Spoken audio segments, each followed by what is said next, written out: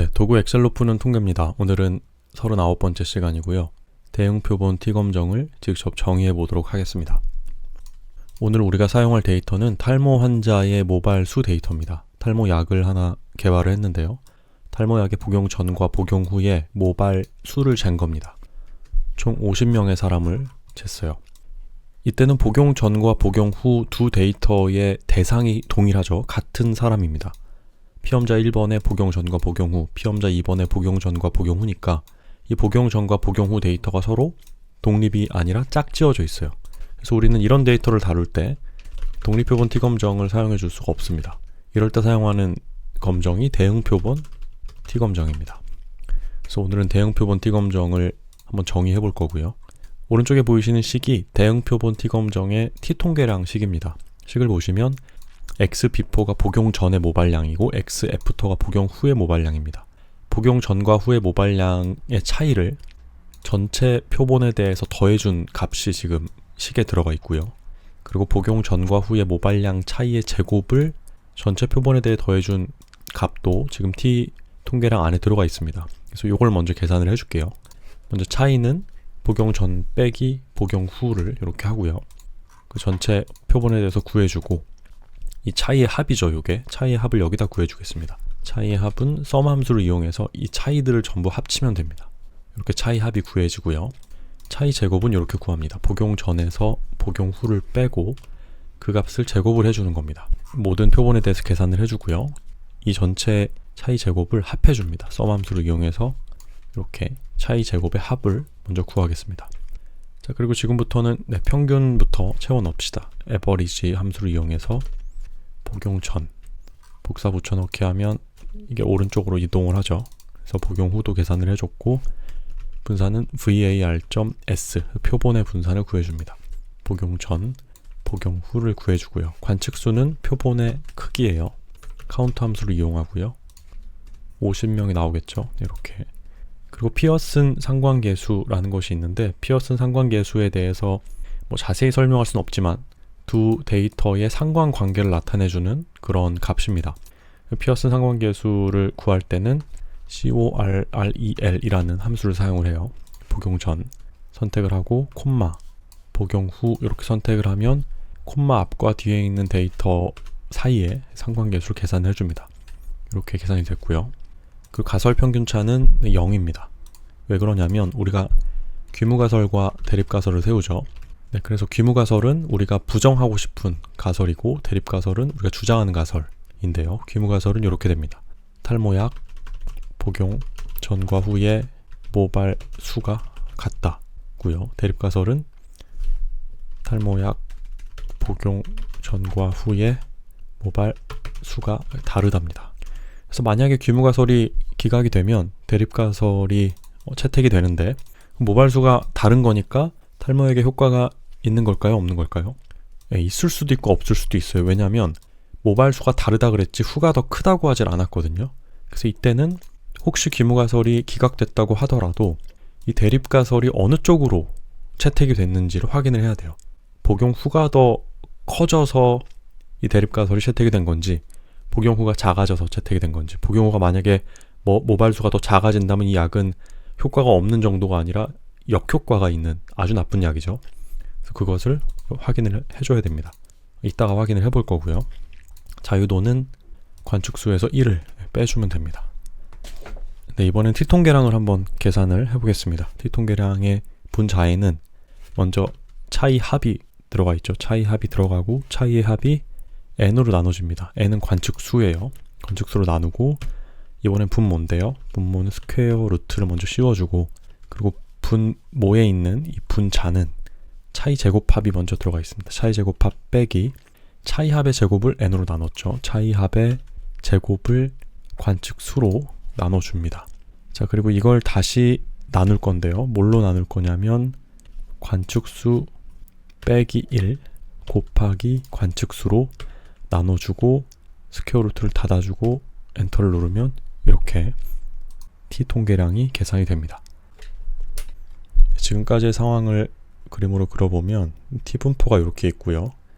T 분포는 0을 중심으로 대칭인 분포입니다.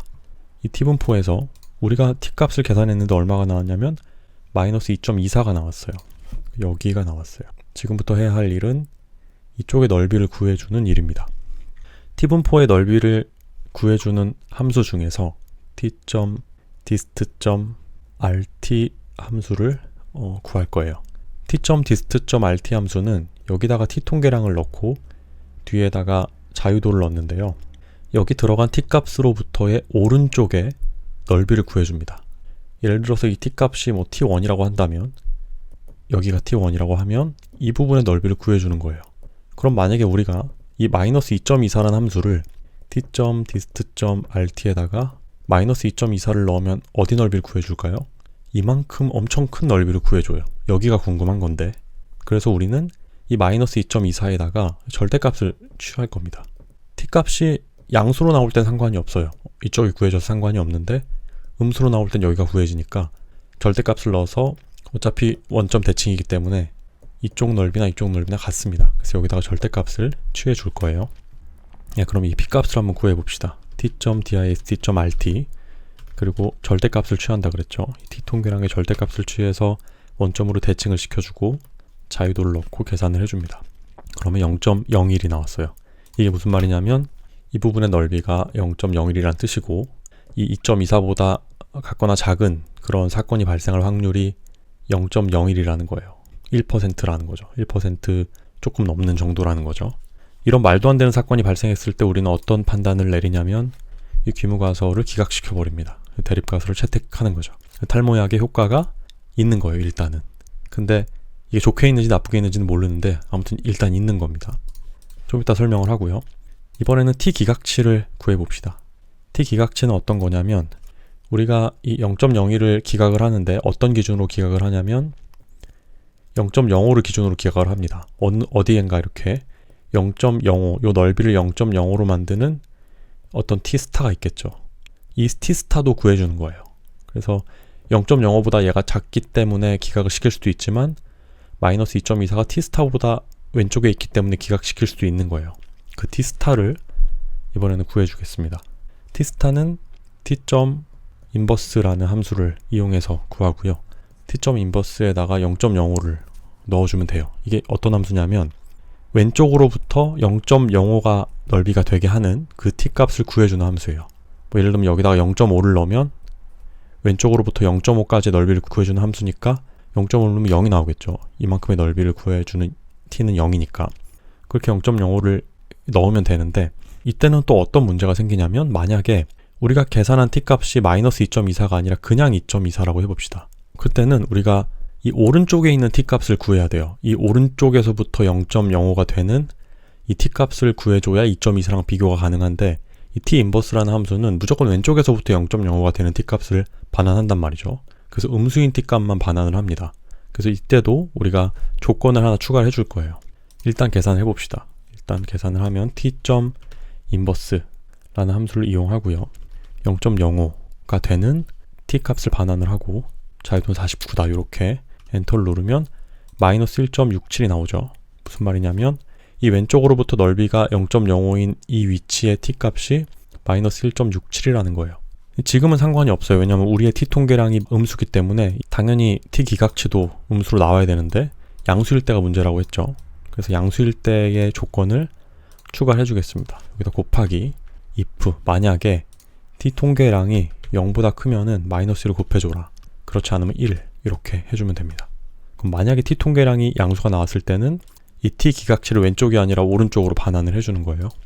네, 그리고 이번에는 양측 검정의 기각치를 계산을 해주겠습니다. 단측 검정과 양측 검정의 차이에 대해서는 이론 강의에서 설명을 충분히 했기 때문에 설명하지 않고 계산만 하겠습니다. 양측 검정의 p값은 t.dist.et라는 함수를 사용을 합니다.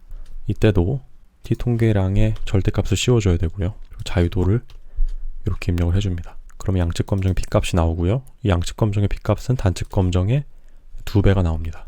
이번에는 양측 검정에서의 t기각치를 구할 건데요. 이때는 t.inverse.et 함수를 사용을 합니다. 마찬가지로 0.05를 넣고 자유도를 이렇게 넣어줘요. 근데 문제가 있습니다. 양측 검정의 t기각치는 또 항상 오른쪽에서 구해줍니다. 이쪽에 있는 t기각치를 구해주는 거예요. 근데 우린 지금 음수가 있죠. 또 조건을 추가해 줘야 됩니다. 곱하기 만약에 t통계량이 0보다 작으면 마이너스를 곱해서 부호로 바꿔줘라. 이렇게 추가를 해주면 됩니다. 네, 그래서 지금 우리의 결과를 한번 정리를 해봅시다. t분포가 이렇게 있고요. t통계량을 구했더니 마이너스 2.24가 나왔어요. 근데 지금 t통계량은 어떻게 구해진 거냐면 이 값은 복용 전 빼기 후죠. 전 빼기 후가 음수가 나왔다는 건 전보다 후가 크다는 겁니다. 복용한 뒤가 복용하기 전보다 크다는 게 유의하게 나왔으니까 탈모약 입장에서는 효과가 입증이 된 셈이죠. 마이너스 2.249, 여기 넓이가 0.014가 나왔습니다. 이 값이 유의 수준 0.05보다 작기 때문에 기각을 시키는 거예요. 근데 만약에 유의 수준을 좀 타이트하게 잡아서 0.01로 잡았다면 효과가 없는 게 또 되겠죠. 네, 이렇게 오늘은 대응표본 t검정을 직접 정의해봤습니다. 오늘의 영상은 여기서 마치겠습니다.